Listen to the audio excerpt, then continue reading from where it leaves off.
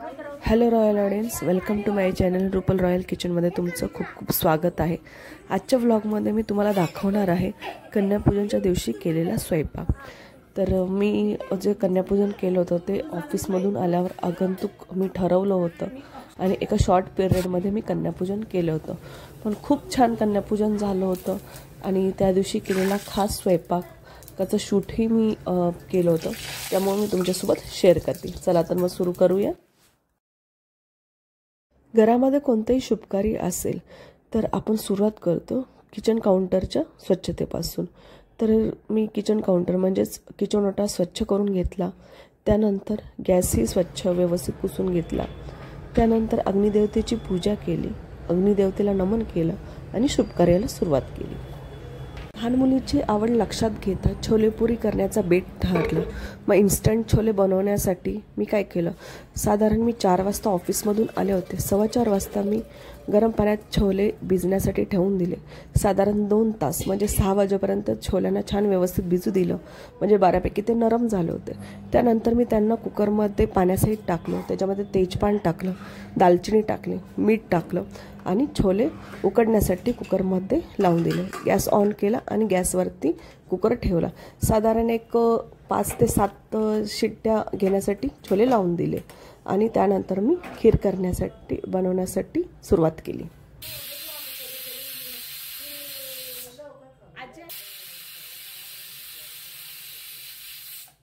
Gas on केलाय, गॅसवरती कढई ठेवली आहे। कढईमध्ये साधारण 3 चमचे साजूक तूप टाकलं। तूप छान गरम झाल्यावरती त्यामध्ये क्रश केलेले सुकामेवा टाकला, बदाम टाकले, काजू टाकला आणि पिस्ता टाकला।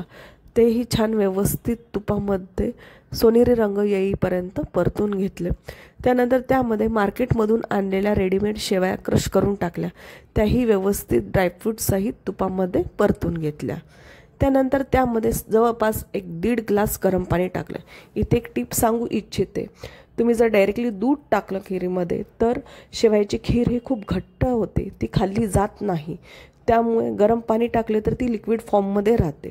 त्यामुळे मी गरम पाणी टाकलं आणि त्यानंतर त्यामध्ये एक अर्धी वाटी साखर टाकली, ती ही छान व्यवस्थित ढवळून घेतली, वितळून घेतली। त्यानंतर खिरीला उकळी आल्यानंतर त्यामध्ये मी कोमट मलईयुक्त दूध टाकलं। दूध छान व्यवस्थित मिक्स करून घेतलं खिरीमध्ये। आता तुम्ही पाहू शकता किती छान टेक्स्चर आलं खिरीला आणि खिरीला चवही खूप मस्त झाली होती। अशा प्रकारे खीर तयार केली। खीर बनल्यावरती खीरचा गॅस बंद केला। त्यानंतर दुसऱ्या गॅसवरती जे कुकर ठेवले होते त्याच्याही शिट्ट्या झाल्या होत्या, कुकरचाही गॅस बंद केला। त्यानंतर कुकर थंड झाल्यावरती त्यामध्ये छोले बघितले, तेही छान व्यवस्थित शिजले होते। त्यानंतर मी पुरीचं पीठ मळायला घेतलं। 2 वाटी गव्हाचं पीठ घेतलं, त्यामध्ये 2 चमचे मैदा टाकला।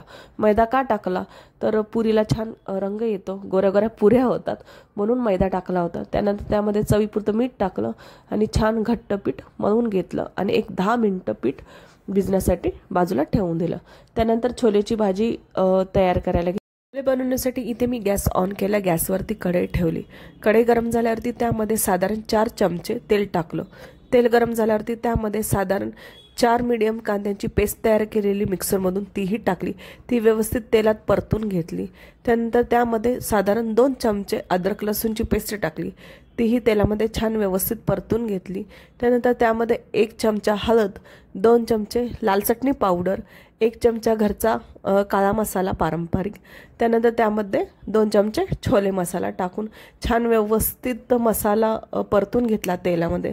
त्यानंतर त्यामध्ये 1 छोटी वाटी टोमॅटो प्युरी टाकली, तीही छान व्यवस्थित परतून घेतली। त्यानंतर त्यामध्ये उकडलेले छोले टाकले, ते छान मसाल्यामध्ये व्यवस्थित मिक्स करून घेतले। त्यानंतर छोल्यांचं पाणी टाकलं आणि एक छान उकळी येऊ दिली। त्यानंतर त्यामध्ये थोडंसं चवीपुरतं मीठ टाकलं आणि कोथिंबीर टाकली। अशा प्रकारे भाजी तयार झाली। छान उकळी काढून घेतली भाजीची। छोलेची भाजी झाल्यावरती गॅस बंद केला आणि पुऱ्या लाटण्यासाठी घेतल्या। पोलपाटाला थोडंसं पीठ लावलं आणि छान पीठ व्यवस्थित मळून घेतलं आणि त्याच पिठातला एक गोळा काढून व्यवस्थित एक मोठी पोळी लाटून घेतली। जशी रेग्युलर पोळी लाटतो तशी पोळी लाटून घेतली। त्यानंतर एका छोट्या वाटीच्या साहाय्याने आकार देऊन छोट्या छोट्या पुऱ्या तयार करून घेतल्या। मुलं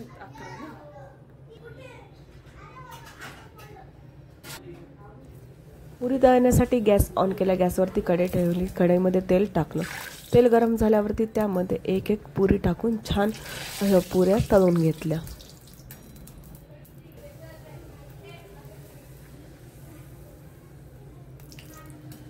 मुलींचे कन्यापूजन करून घेतले.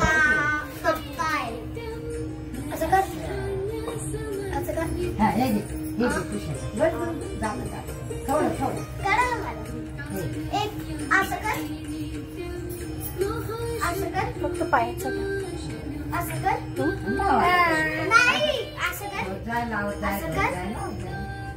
अशा प्रकारे कन्यापूजन केलं आणि छोले पुरी शेवयाचा बेत झाला. मुलींना हे जेवण खूप आवडलं आणि मलाही खूप आनंद होतो की मी हा मोमेंट तुमच्यासोबत शेअर करते. माझा जर व्हिडिओ तुम्हाला आवडला असेल तर प्लीज लाईक करा, सबस्क्राईब करा आणि शेअर करा.